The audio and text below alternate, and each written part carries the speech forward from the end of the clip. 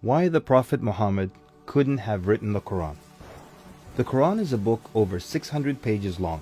It covers a wide range of topics and was revealed bit by bit over a period of 23 years. So if a man wrote the Quran, we already have a number of problems.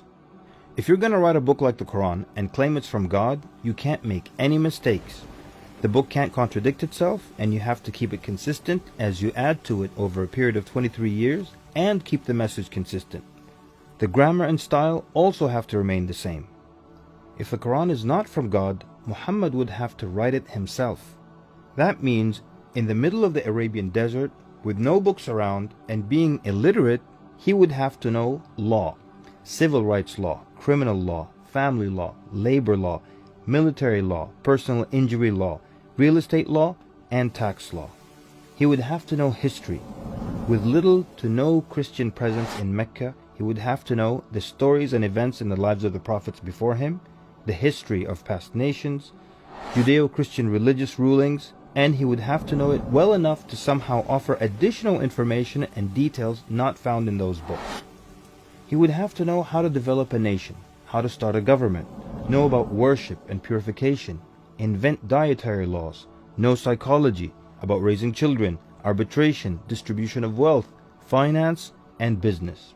In the area of science, he would have to know embryology, oceanography, about plate tectonics, cloud formation, UV rays, know about plants, mountains, bees, the human brain, the Big Bang, and the expansion of the universe.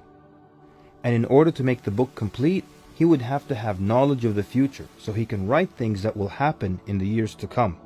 He would have to be a time traveler in order to insert his name and mention in the Bible. If he's claiming that the book he wrote is from God, it must not have a single solution that doesn't work. He must also keep his emotions and personal life out of the book. The book should not reflect happy times nor sad times in his life. The writing should not become cheerful and optimistic, nor sad and gloomy as if a human wrote it. But when you read the Quran cover to cover, you can't sense when his wife died, when his daughters got married, when his grandchildren were born, when he was victorious, and when he was defeated. To anyone who examines the Quran, it becomes perfectly clear that there is no way a man in the desert 1400 years ago could have written such a book. But what if it were a committee of brilliant minds, a secret society that is in charge of correcting, updating, and rewriting the Quran over the years? Their job would be to make sure that the book appears to be accurate, has no mistakes or contradictions, and to keep updating it to agree with science and the changing world. If that were the case, then there would be other versions of the Quran.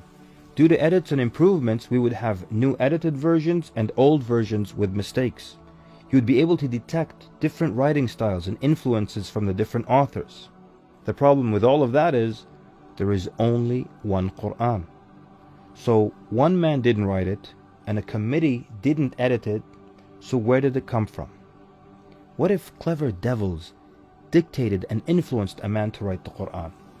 The question then would be, what kind of devil calls to good behavior, worshipping God, honoring Jesus, giving to the poor, and warns of the devil? Any way you analyze the Quran, you come to a clear conclusion. It could not have been written by a committee, a devil, nor the Prophet Muhammad.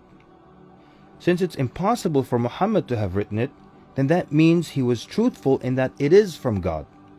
If it is from God, that means he was a genuine prophet.